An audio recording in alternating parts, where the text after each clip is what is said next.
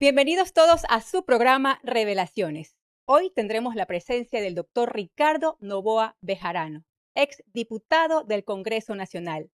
Recuerden seguirnos en nuestras cuentas de redes sociales Facebook, Instagram y en nuestro canal de YouTube, @la estación GYE. Además, en radiocentro.es.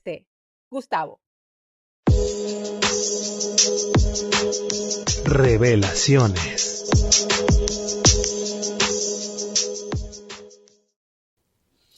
Gracias, Lore. Como lo anunció mi compañera aquí con tertulia, tenemos ya al doctor Ricardo Noboa Bejarano en nuestro estudio de Revelaciones para ver qué podemos descubrir de su faceta como jurisconsulto en la función pública, también como principal de un organismo que ya no existe, pero que impulsó mucho la dolarización en nuestro país y el tema de la modernización. Bienvenido, doctor Ricardo Noboa. Muchas gracias, Gustavo, por la invitación. A la orden, encantado. Gracias a usted por estar aquí. Le comentaba antes de comenzar que me gana casi con 20 años. Usted es del 14 de julio del 52 del siglo XX y se lo nota muy bien. ¿Qué hace para mantenerse así en buena apariencia? Bueno, muchas gracias. La verdad es que me siento muy reconocido por el comentario suyo. Espero que mi esposa lo escuche, la verdad, que es importante. A ver, creo que el deporte es bueno hacerlo. Pienso también que trabajar permanentemente, yo trabajo todos los días, no fallo a mi oficina. Otros mucho más jóvenes fallan, ¿eh? Aprovecho aquí para jalarles la oreja. Veo que usted inauguró su estudio jurídico el mismo año o día que se graduó de abogado. Sí, el año 77. Nosotros teníamos en conjunto estudiantes de Derecho, teníamos una oficina que no era de abogados porque no nos habíamos incorporado todavía, y luego tomamos alguna decisión, unos sí, otros no, de conformar el estudio jurídico. Y efectivamente yo trabajo en la profesión desde que empecé mis prácticas con el doctor Emilio Romero Parducci en 1972, es decir, en segundo año de Derecho. Y luego ya cuando me gradué ya puse mi propia oficina. ¿Dónde quedaba?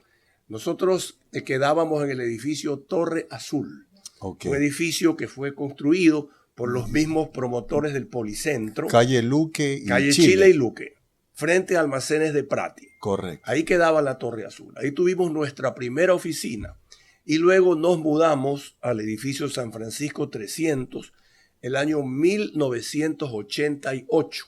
Yo sí recuerdo haber ido a entrevistarlo ahí. Puede ser, claro. Donde permanecemos hasta ahora.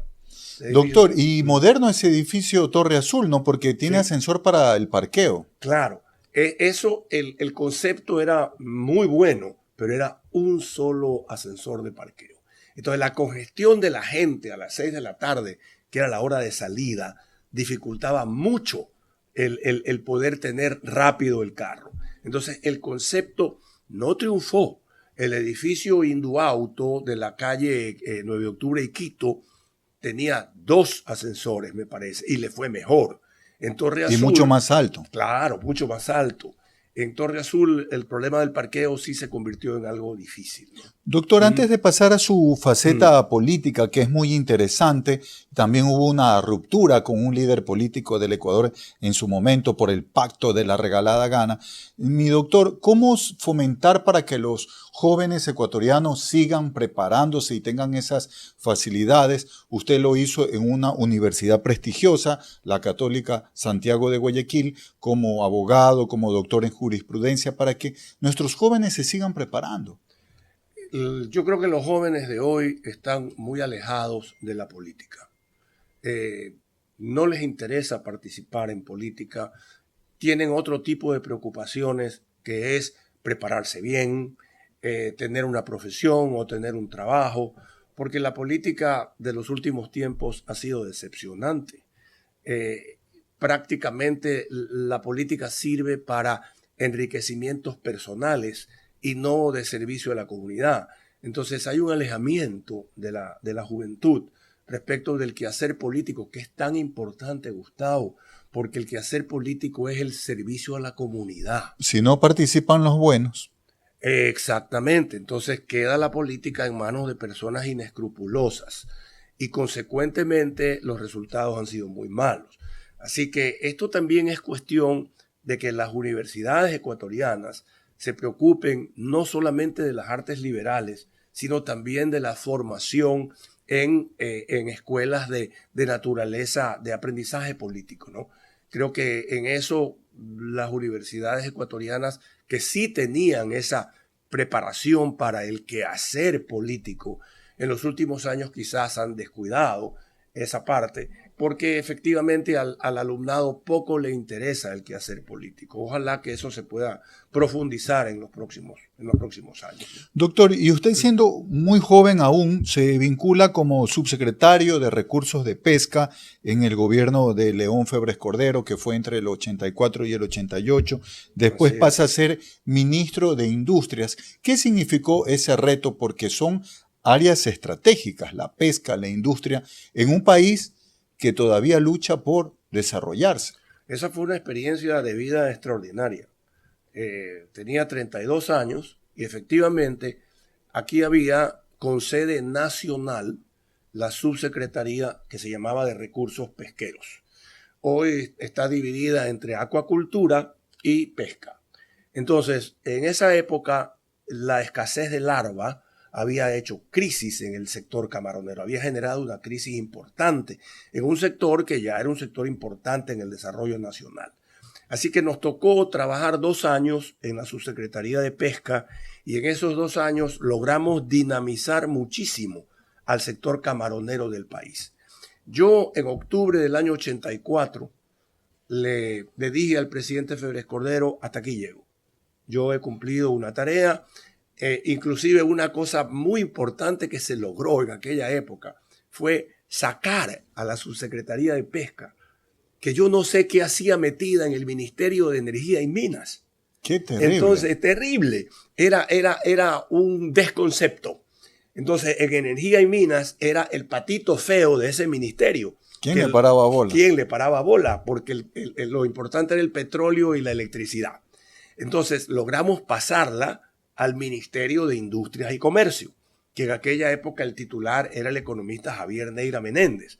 Hubo mucho respaldo político a darle a la Subsecretaría de Pesca y a la actividad pesquera en general un sitial muy importante en el desarrollo nacional.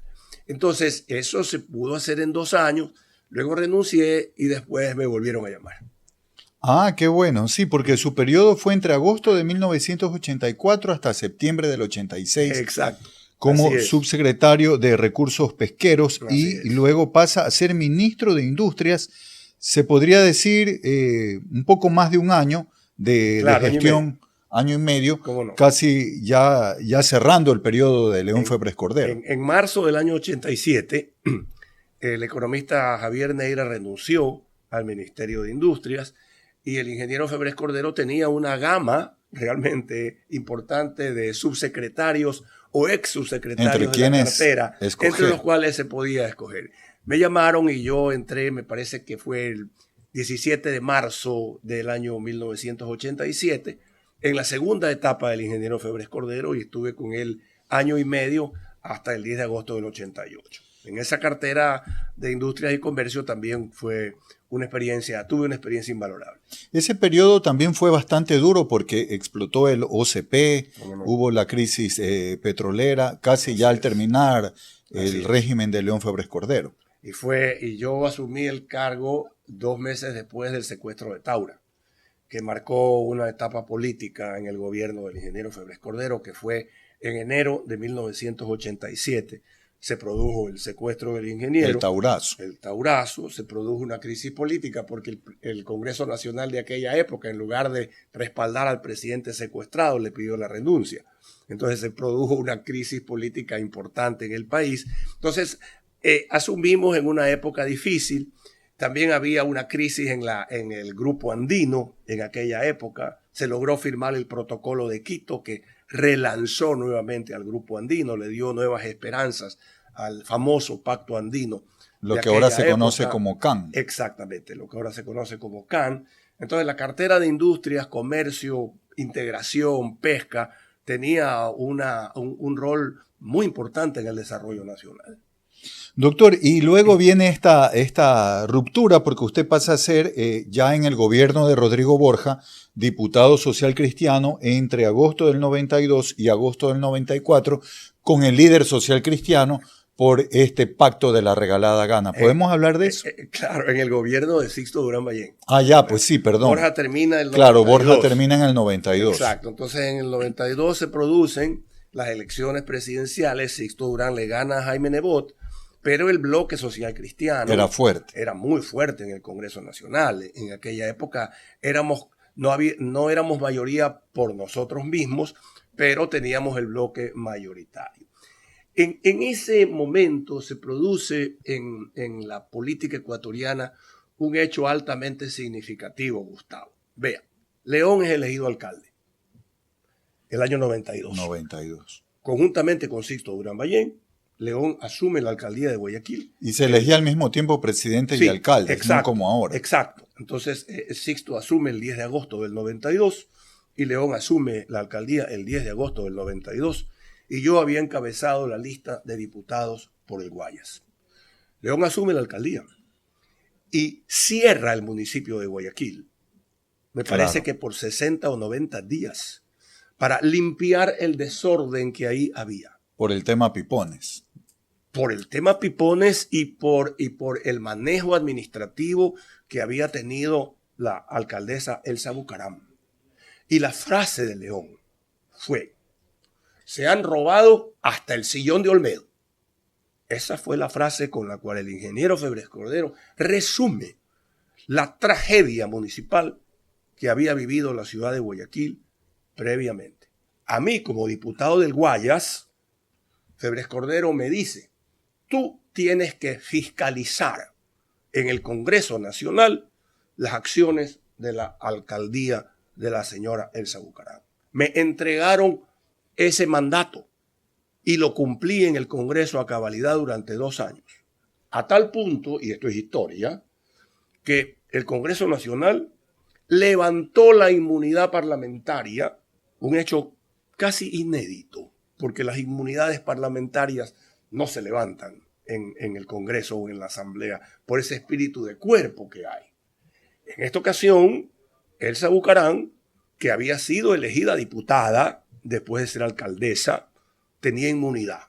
Las pruebas fueron tan evidentes, tan contundentes, que el Congreso levantó la inmunidad. ¿Y quién promovió eso? Yo la promoví. Y obtuvimos el respaldo de la mayoría de diferentes partidos políticos en el Congreso para que se produzca el enjuiciamiento de la exalcaldesa Bucaram. Usted comprenderá que si todo eso sucede, en los posteriores meses se produce un pacto político en el cual el Partido Social Cristiano y el PRE llegan a un acuerdo en el mismo Congreso Nacional que pocos meses antes. Después de haberle solicitado a usted que investigue y fiscalice. Exactamente. Y después de haberse levantado la inmunidad, sinceramente, allí no tenía yo ya nada que hacer. Y eso es lo que se llamó el pacto de la regalada gana. Claro, porque ese nombre se debe a una respuesta que le dio Abdalá Bucaram a la prensa con una pregunta. Cuando le hacen la pregunta y le dicen: ¿cómo es posible que usted haya pactado con los socialcristianos? Que patatín, patatán, razón por aquí, razón por acá. Y dice: bueno, yo pacté porque me dio la regalada gana. Y a consecuencia de esa respuesta se conoce el pacto con ese nombre. Y a la par de eso, usted ya se había candidatizado, había dejado su periodo, porque el diputado provincial duraba solamente 2 años, no como ahora los 4, igual que el asambleísta nacional.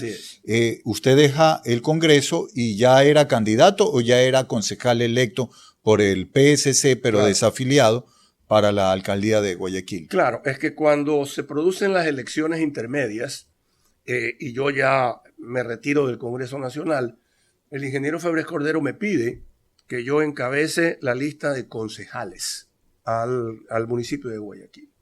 Y yo le dije que encantado. Sí, para mí trabajar con la persona que en aquel momento era mi líder político era un honor. Y que había puesto en orden el municipio. Por supuesto, el municipio ya rodaba por sí solo, era otra cosa, era un modelo de Me administración. acuerdo que hasta los jovencitos de justicia y vigilancia andaban con una guayabera blanca, bien elegantes por toda la ciudad. ¿Cómo no? Así es, así es. Se recuperó el orgullo de ser guayaquileño. Luego de que el municipio, y lamentablemente, pero hay que decirlo, era una especie, la ciudad era un basurero, la ciudad como tal.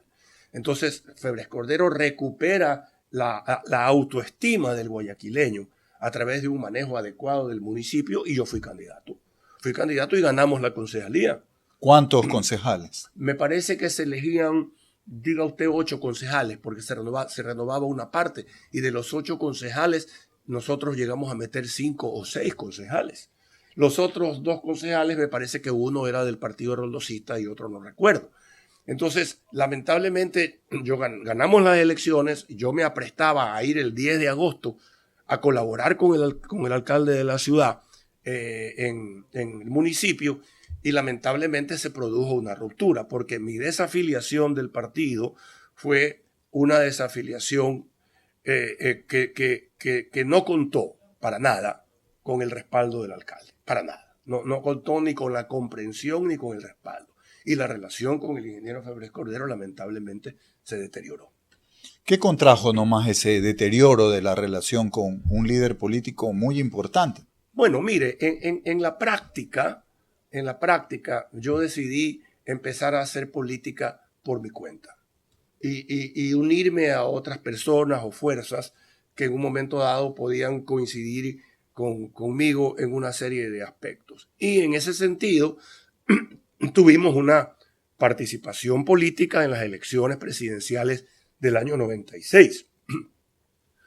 Esa participación fue muy compleja porque yo pasé de ser un socialcristiano reconocido dentro del partido, adversario del Partido Roldosista Ecuatoriano, yo pasé de pronto a tener 2 adversarios. Exactamente. El socialcristianismo y el roldosismo. Entonces, de buenas a primeras, yo me quedé como un independiente que tenía frente a mí 2 adversarios. Y esos adversarios eran en mi propia ciudad, en la ciudad donde yo vivía. Era complejo. La campaña mía presidencial tuvo opositores muy importantes en esos 2 partidos. Bien, la verdad quedé quinto en las elecciones, no me fue muy bien por determinadas razones. Los independientes. ¿Por qué tienda política se lanzó? Es que eso fue muy curioso, porque los independientes habíamos ganado la consulta popular que hizo Sixto Durán Ballén. Es decir, uno podía lanzarse como movimiento independiente. Sin embargo, el Tribunal Electoral de la época no reglamentó la participación de los independientes. No le hizo caso a la consulta popular.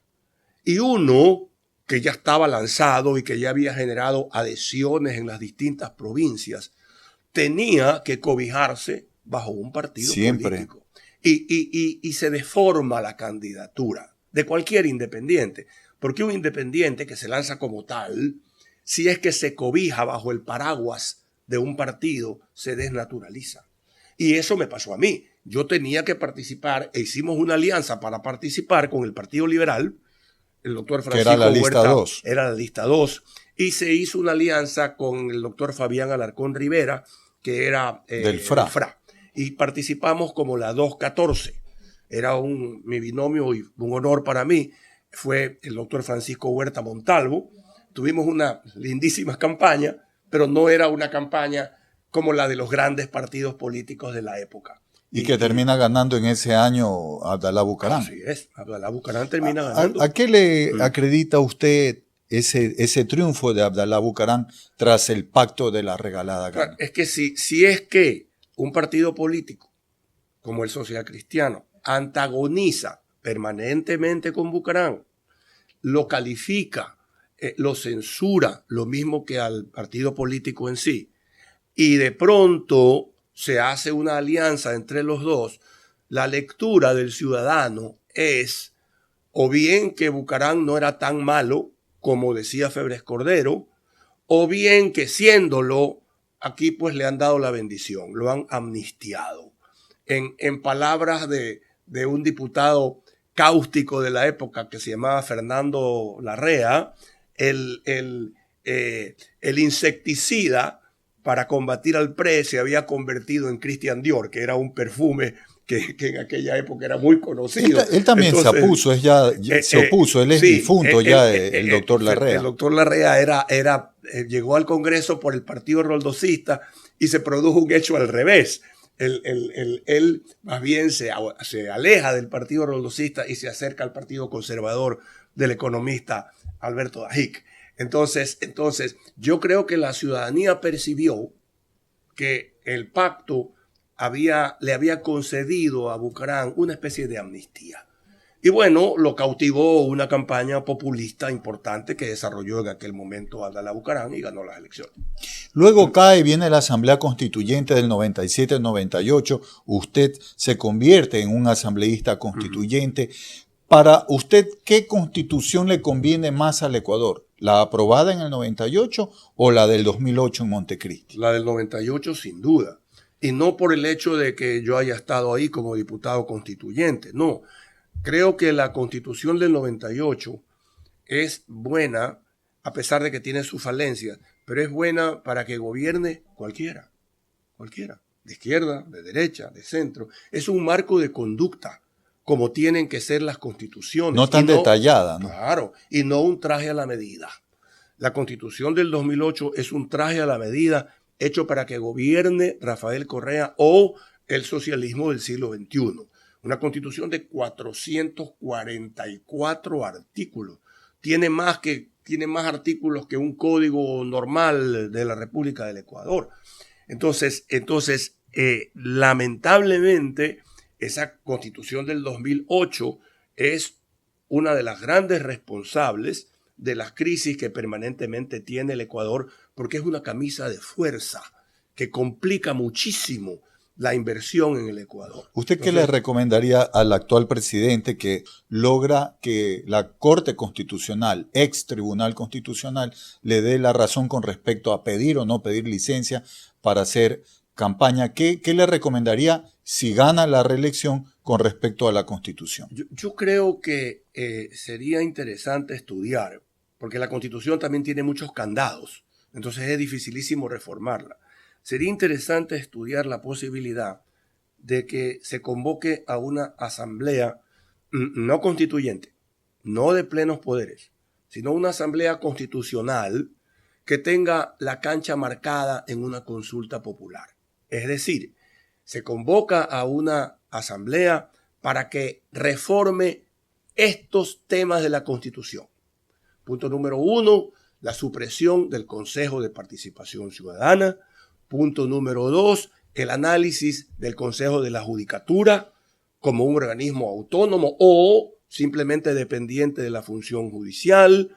Se la convoca para 3, discutir los temas de la inversión privada en los sectores estratégicos y eliminar aquel concepto, de tal manera que esa asamblea no va a montar otra constitución, sino que sobre la base de la actual se pueda trabajar, eliminar una serie de aspectos, incorporar otros, y de este modo también se cumple con que no sea la asamblea actual, sino un organismo especial, que sea una asamblea constitucional, la que pueda reformar la Constitución.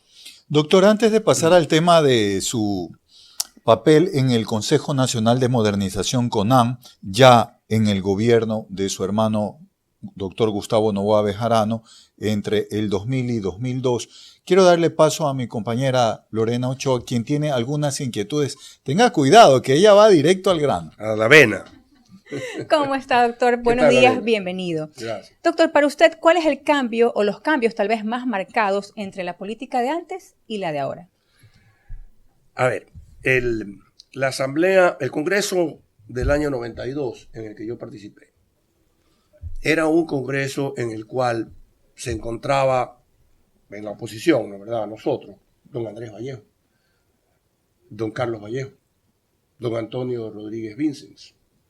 En el Partido Roldosista Ecuatoriano, Jacobo Bucaram, el ingeniero. En la Democracia Popular, Ramiro Rivera. En el Partido Social Cristiano, Heinz Meller.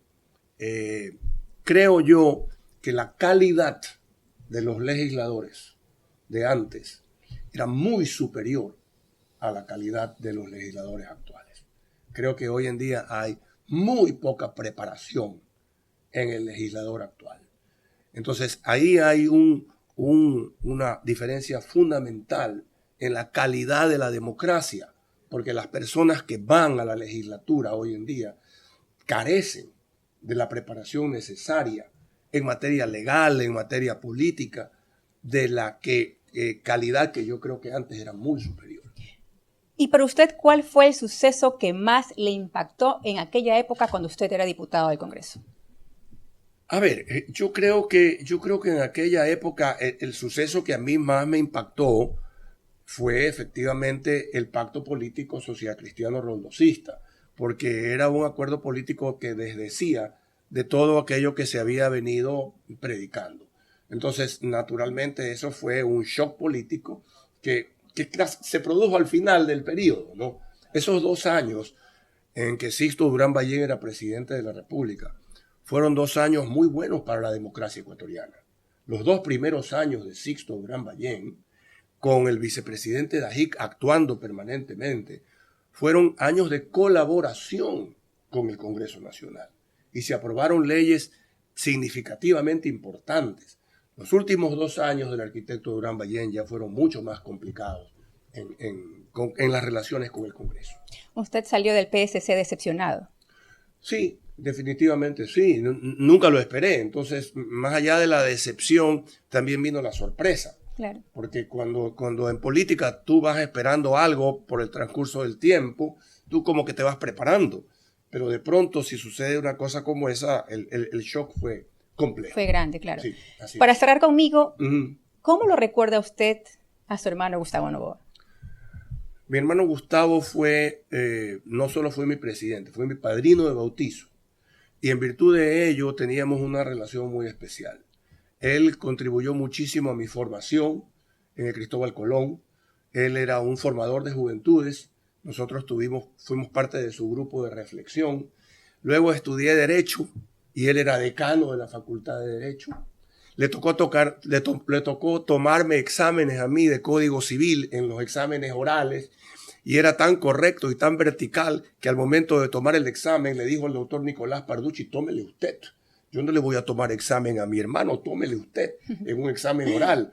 Entonces, mi vida estuvo permanentemente ligado a Gustavo en el Cristóbal Colón, luego en la Universidad Católica, en la Facultad de Derecho y luego ya en la vida en general. Entonces, el recuerdo que tengo yo de Gustavo es de un protector, de un hermano mayor que siempre velaba por uno, con el que había la posibilidad de conversar toda la vida. Me dolió mucho su partida, muchísimo, realmente. Muchas gracias, doctor. Encantado, Gustavo. Elena. Gracias, Lore. Hablando del doctor Gustavo Noboa Bejarano, usted como su hermano menor, ¿cómo tomó? ¿Le recomendó algo? ¿Le deseó suerte, bendiciones cuando decidió asumir la candidatura a la vicepresidencia de la República en fórmula con Yamil Maguad? Yo había terminado de trabajar en la Asamblea Constitucional de Sangolquí de la Constitución del 98. Habíamos terminado. Yo tuve unas conversaciones con Yamil Maguad en la parte previa a las elecciones del 98. Fueron conversaciones y en esas conversaciones no llegamos a un acuerdo político. Entonces, un buen día me llamó Gustavo, a mí y a mi hermano Ernesto. Nos reunimos los 3 en su casa y nos dijo, bueno, me han hecho esta propuesta. Acuérdese que Gustavo fue gobernador de Hurtado, ¿no? Correcto. Había una vinculación de Gustavo con la democracia. Claro, había una vinculación. Y había una relación afectuosa con Osvaldo Hurtado. Entonces lo llamaron y le dije en la conversación, yo recuerdo claramente, le dije, hermano querido, vaya adelante. Vaya adelante. Lo han llamado, vicepresidencia de la República, un honor. Su turno, siga, por supuesto. Yo ya veré qué hago. Yo acababa de terminar lo de la asamblea, entonces él se lanzó y fue un colaborador muy importante del presidente Maguad en la reconstrucción de la costa. Sí, él estuvo a cargo de Copefén. Claro, Recuerde usted que el fenómeno del Niño del 87 devastó la costa ecuatoriana. Y el encargo que le hizo Maguad a Gustavo fue reconstruya la costa. Gustavo hizo ahí una excelente relación con el ministro de Obras Públicas. Con José Maquiavelo. Exactamente, que era el ministro de Obras Públicas de Maguad, y luego permaneció Lo con mantuvo. Gustavo. Así es. Entonces, y se hizo un extraordinario trabajo en la reconstrucción de la costa. ¿Sabe qué le dijo una vez José Maquiavelo? Yo pedí el baño prestado en las antesalas de la casa del doctor Gustavo Noboa cuando quedaba en la Puntilla. Y yo siempre tomo café mucho en la mañana y por ende también voy mucho al baño a primeras horas. Pedí el baño y una de sus sobrinas me prestó. Y yo dentro del baño escucho un diálogo del vicepresidente todavía, Gustavo Noboa, con el ministro de Obras Públicas, José Maquiavelo, en el que le decía, diálogo en el que el ministro le decía: señor vicepresidente, ¿sabe cuál es el problema de las obras en la costa ecuatoriana? Que se diseñan en Quito. Y no se hacen las alcantarillas suficientes. Viene la primera lluvia fuerte y se lleva la carpeta asfáltica. Entonces él corrigió todo eso. Es decir, los quicuyos entonces organizaban aquí el sistema de la alcantarilla de Guayaquil, más o menos. Pero bueno, has sido testigo de un diálogo muy importante tú, por supuesto. Imagínense como periodista escuchar ese diálogo. Claro, en el baño. Desde el baño. Y yo no podía salir porque ellos estaban justo afuerita de la puerta, parados. ¿No? Muy interesante. Pero mire las cosas de las que uno se entera y Así luego ir a esos recorridos con el vicepresidente, luego verlo asumir la presidencia y usted la presidencia del CONAM, del Consejo Nacional de Modernización. Así tocó. Y mover y darle fundamentos a la dolarización.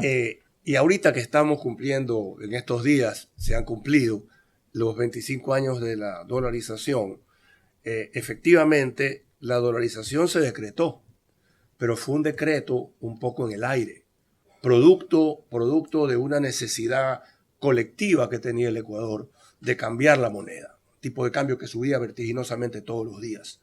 Entonces, una vez que Gustavo llega, su primer decreto es ratificar la dolarización. Pero estaba en el aire. Gustavo, esto estaba en el aire. Había que aterrizarla a través de los proyectos de ley. Y entonces, en el gobierno de Gustavo es donde se estructuran, se diseñan. Había algo de trabajo previo, sí, pero hubo que trabajar de manera muy intensa en el primer proyecto de ley que se llamó la Trole 1. El año 2000. Habían pasado del 94 6 años. Volví a saludar con León Febres Cordero luego de 6 años, en una reunión que hubo con la finalidad. El país estaba aterrado con lo que había pasado el 20 de enero, ¿no? Claro. Entonces, en ese momento hubo reflexión en el Congreso Nacional. Lo presidía Juan José Pons, un gran motor para que la dolarización se pueda reflejar en las leyes en base al trabajo de Juan José como presidente del Congreso. El bloque mayoritario, acuérdese de la aplanadora, seguía siendo el Partido Social Cristiano más la ADP. Y hubo una reunión con la finalidad de decirle al alcalde de Guayaquil todavía, León Febres Cordero, al abogado Jaime Nebot, que también estuvo en la reunión, explicarles lo que significaba la Trole 1 y pedir el apoyo de la legislatura para que apruebe la ley. Y así ocurrió. Así ocurrió. Esa ley fue aprobada rápidamente. Eso fue clave para darle paso a que desarrolle la dolarización, porque seguíamos manejando sucres, billetes de sucres, monedas de sucres. Y así es. Y había que hacer todas las reformas en la ley de régimen monetario para ya incorporar el dólar como moneda nacional. Esto ocurrió, me parece que en el mes de marzo, o sea, rápidamente. Si Gustavo asume en enero, el 20 de enero, en marzo ya teníamos la Trole 1, que se llamó Ley para la Transformación Económica del Ecuador. Y que fue un proyecto de ley urgente que atendió también varias otras reformas. Y en ese entonces había una buena relación entre el Ejecutivo y el Legislativo. Duró pocos meses más, pero en ese momento había una buena relación. Por lo menos para empujar un tren que era necesario empujar. Así es. Así es. Donde se complicó, lamentablemente, fue en la llamada Trole 2. Había dos troles. La 1, que salió muy bien. Y trole por el sistema Sí, de transporte que estaba de claro, moda de la capital. Claro, porque los organismos internacionales fueron los que bautizaron a estas leyes como leyes trole. Posteriormente se reforma la Constitución y se dice que las leyes urgentes solo pueden tratar de una sola materia. En aquella época no era así. Entonces tú podías en una ley urgente reformar, por ejemplo, el Código Civil, el Código del Trabajo, y las leyes sobre la privatización, la ley de modernización del Estado y así. Entonces en un solo proyecto agrupabas las reformas de varias leyes. Vino la segunda ley que para mí era más importante que la primera, que era la Trole 2, que era la ley de promoción de la inversión. Que para tú, al no poder emitir dólares, para poder aumentar el caudal de dólares en el país, necesitas inversión. Promover las exportaciones. Exactamente. Promover exportaciones, garantizar la inversión extranjera y la inversión nacional, flexibilizar el Código del Trabajo, por ejemplo. Entonces, esa ley, que era la Trole 2, tenía todo esto. Era una magnífica ley. Era una ley que apuntaba a reformar el Estado ecuatoriano. Una vez ya dolarizados, vamos a la reforma. Era lo lógico, el paso lógico. Ahí vinieron los problemas políticos. Y esa ley, la Trole 2, fue destruida por el Tribunal Constitucional de aquella época. ¿Sabe qué tenía la Trole 2? La reforma a los aeropuertos. Eso sí se quedó. Eso sí se quedó porque siendo ya alcalde Jaime Nebot y Paco Moncayo en Quito, ellos sí respaldaron la descentralización de los aeropuertos. Los aeropuertos estaban dirigidos por la Dirección de Aviación Civil, que era militar. Que era militar. ¿Te acuerdas tú? Era Correcto. militar. Bueno, se hizo un cambio que créame que las Fuerzas Armadas les costó mucho al principio aflojar. aceptar. Pero lo aceptaron. Lo aceptaron. Y se hizo la cesión de las competencias a los municipios de Quito y Guayaquil. Y se construyeron los aeropuertos. Y se los dinamizó. Eso sí se quedó en la ley. La reforma del Código del Trabajo, que establecía una serie de flexibilizaciones laborales, fue echada al cesto de la basura y no ha podido ser recuperada en 24 años. Yo no he ejercido como usted el derecho, doctor, pero la cantidad de años que usted ha ejercido es mi segunda carrera, pero da un temblor, da un sentimiento de impotencia cuando usted es abogado de una institución pública y recibe una demanda. Conteste esa demanda, le dicen los jefes. Y uno ve que reclaman por código de trabajo y reclaman por comité de empresa o sindicato valores y conceptos paralelos. Y es una cuantía que se aproxima o sobrepasa los $100,000 y después vuelven a demandar. Claro, así es, así es. ¿Qué empresario resiste eso? Esto que tú acabas de anotar es sumamente grave, porque esto lo que hace es demostrarte que en la parte laboral los privilegios del sindicalismo público en el Ecuador han sido enormes. Afectan el presupuesto del Estado. Los contratos colectivos que se suscribieron durante tantos años en el Ecuador terminaban afectando gravemente las finanzas públicas. Entonces, no es que los dirigentes sindicales de antes y los de ahora protegen y respaldan a la clase obrera y estos conceptos clichés que se venden en un momento dado. No, lo que defienden son privilegios. Lo que tú acabas de anotar también. Vamos a tratar de prescindir de los servicios de fulano de tal. Pero de acuerdo al contrato colectivo y siendo también miembro del comité de empresa, este señor, en vez de tener los beneficios normales de cualquier ciudadano del que son de este tamaño, del código, resulta que tienen los beneficios que son de este tamaño. Y todo esto lo pagamos todos los ecuatorianos. Entonces, todo eso se trató de limitar. Por ejemplo, porcentajes de utilidades. La reforma de la Trole 2 limitaba el porcentaje de utilidades de los trabajadores en el sector público. Inconstitucional. Afecta los derechos adquiridos de los trabajadores. Entonces, realmente hubo una conspiración para evitar que el Ecuador se modernice adecuadamente. Yo acabo de leer hace pocos días en El Universo las opiniones sobre varios técnicos de lo que le falta a la dolarización. Claro, sí le falta, pero también veamos que muchas de las cosas que faltan fueron combatidas por la clase política.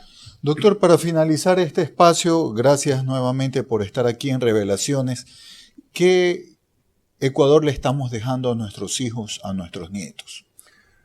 Creo que en la parte política la herencia es mala. Como hablábamos al principio, la gente no tiene realmente un estímulo para meterse a manejar la cosa pública. Creo que sí le estamos dejando al Ecuador un país que tiene una moneda estable, un país casi sin inflación, sin las angustias de las devaluaciones permanentes. Y pensaría yo que las nuevas generaciones, ahora hay una nueva generación que está mandando en el país y nos vamos a enfrentar a próximas elecciones. Creo yo que las nuevas generaciones tienen una enorme responsabilidad para fortalecer esta herencia del pasado que significa tener una moneda dura. Esa es una buena herencia. Nuevamente, muchas gracias, doctor. Tenemos que hablado. despedir este espacio Revelaciones. Perdón, doctor. Tal vez algo en breve, Claro. alguna otra revelación, algo que no sepamos nosotros y la audiencia también. Ricardo Noboa ha escrito libros también. Eso es una revelación. Es una revelación. Yo escribí un libro sobre la Asamblea Constituyente del año 98, llamado En busca de una esperanza, porque a eso fuimos nosotros a la Asamblea. Y escribí otro sobre mi experiencia en el gobierno de Gustavo Noboa, que se llama El País del No, por todas estas negativas. Escribí un tercero que es el que más me gusta, que es en honor a mi madre, pero eso ya es parte de la vida familiar íntima. ¿Dónde los podemos adquirir? Bueno, yo creo que yo se los envío online, porque Listo. los tengo online, están online. Realmente en librerías no hay porque son libros escritos hace mucho tiempo. Muy bien, doctor. Pero quedo comprometido a enviárselo. Muchísimas gracias. Ok, a Gracias, ustedes. doctor. Buen día, doctor, Chao. y gracias a Buen día. ustedes, amigos. Revelaciones.